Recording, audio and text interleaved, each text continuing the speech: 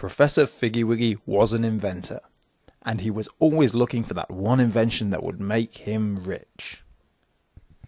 The problem was, Professor Figgywiggy didn't have a very good imagination, and he could never think up his own inventions.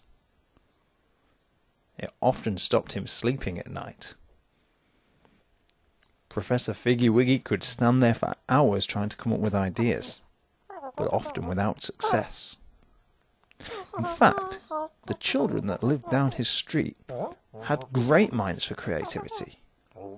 So great that they would often come up with fantastic ideas for new inventions. Some of them were rubbish. They stank worse than a mouldy leprechaun, but some of them were brilliant. When Professor Figgywiggy got a great idea, he ran off to his laboratory. Deep in his lab, Professor Figgywiggy would set up his equipment. When he put it together, it formed the Invent-o-matic.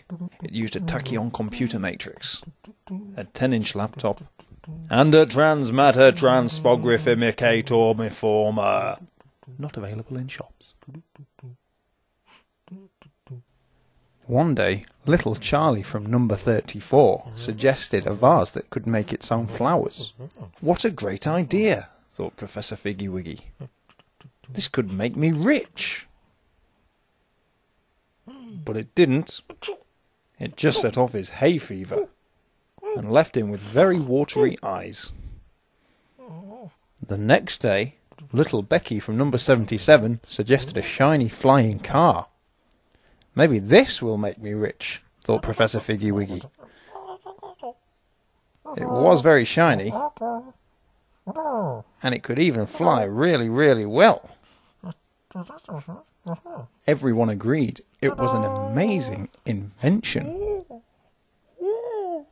But it certainly wasn't going to make Professor Figgywiggy any money. Not stuck in that pylon. The next day, Professor Figgywiggy had a silly idea of his own. After crashing his flying car into an electricity pylon, he thought if he could transform himself 100 feet tall using the Invent-o-matic, he could maybe get it down. Unfortunately, he pressed the wrong button, and it took him 5 days to grow back to his normal size.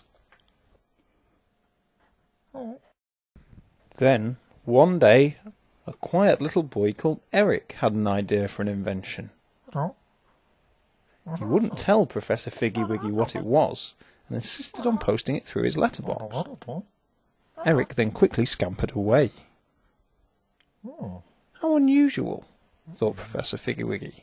I wonder what that piece of paper says.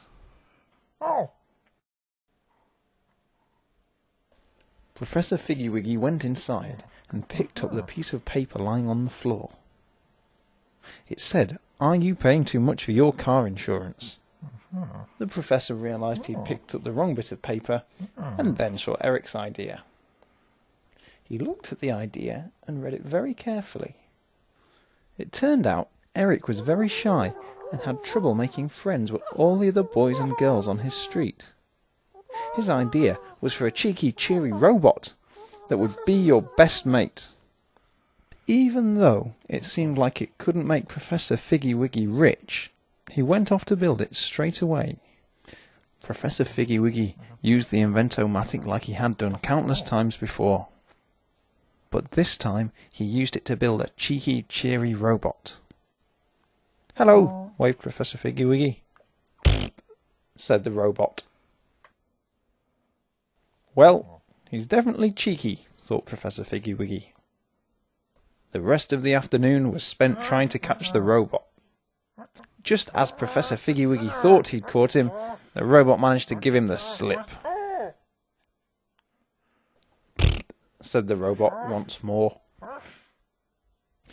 It was on the way home that Professor Figgywiggy saw his invention playing with Eric. Eric had got what he'd always wanted, a friend to give him some confidence. And with the help of his new friend, Eric found he could make friends with loads of other boys and girls too. The robot had helped Eric to be more confident, just what it was supposed to do. This made Professor Figgywiggy very happy. His inventions hadn't made him rich, at least not yet, but they had made life better for someone. And so Professor Figgywiggy went to bed that night, and he slept with a big smile on his face.